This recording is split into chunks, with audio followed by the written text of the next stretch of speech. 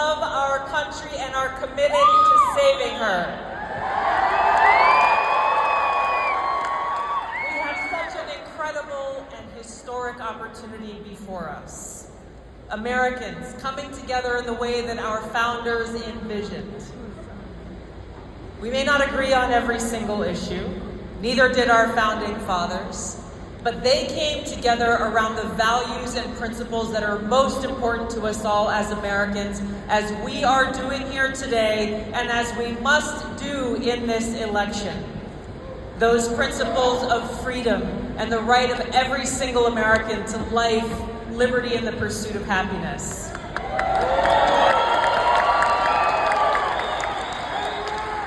I joined the Democratic Party over 20 years ago. I was 21 years old in Hawaii, and at that time I saw a party that was the Big Tent Party. It welcomed people from all different backgrounds, different views, celebrated free speech, and actually defended those whose speech was being attacked, even if they disagreed with their views. It was a party that fought for the little guy, a party that fought for the plantation workers back in Hawaii. It was a party that stood up for the little guy and represented our values of freedom and liberty in America. You fast forward to where we are today. I left the Democrat Party because now it stands for the exact opposite of all of those things.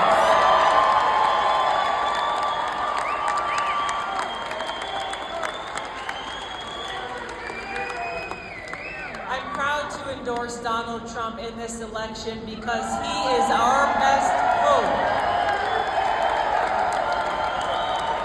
He is our best hope to bring about historic transformational change, to stop the censorship of free speech in America, to stop the weaponization of our law enforcement and Department of Justice against everyday Americans, including first and foremost Donald Trump.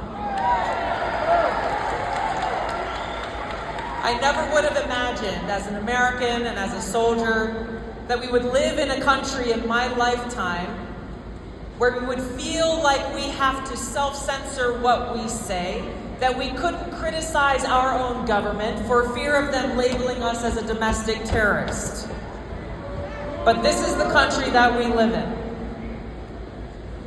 The very next day after I did an interview with Laura Ingraham on Fox News, and I talked about how dangerous Kamala Harris would be as our president and commander-in-chief, I was added to a secret domestic terror watch list called Quiet Skies. Shortly after, an FBI agent named Steve Friend blew the whistle on how the FBI agents were being used essentially as the Democrats' police force to go after their political opponents. They basically took away his job, doxed him, exposed his medical records publicly.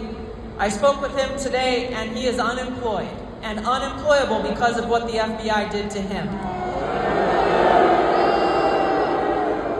We are just two of many who are experiencing the political retaliation under the Harris-Biden administration. In America, we cannot allow that to stand.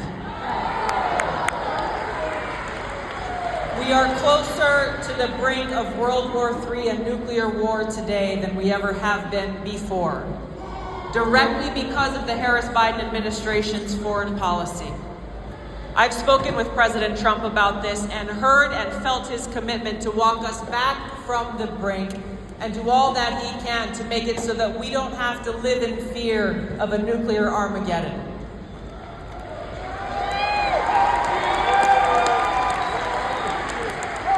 Too many Americans are struggling just to afford the basic necessities of life. No matter how many times we've heard Kamala Harris and Joe Biden over these last 4 years tout and celebrate how Bidenomics has been great for America, it's really a slap in the face to Americans who are struggling just to pay the bills. It's almost as though they're out of touch with the reality that the American people are living all across the country. It's almost as though they're speaking from an ivory tower, saying how great they are and patting themselves on the back, while people are struggling for crumbs on the streets. This election isn't really about Democrats versus Republicans. This election really isn't about the left versus the right. It's about choosing, we the people choosing our government, and the choice is between freedom versus tyranny.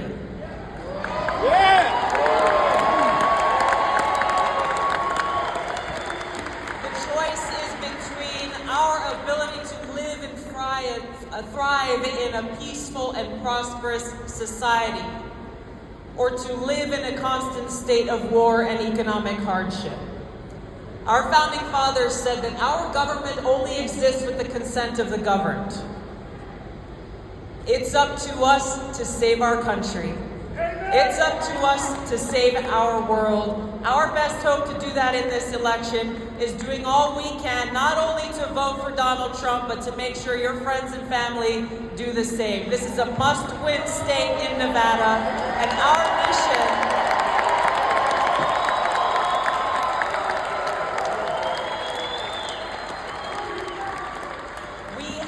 a no-fail mission before us, every single one of us as Americans who cherish peace and freedom and who love our country, to save our country, and we do this on November 5th. Thank you all so much for your support.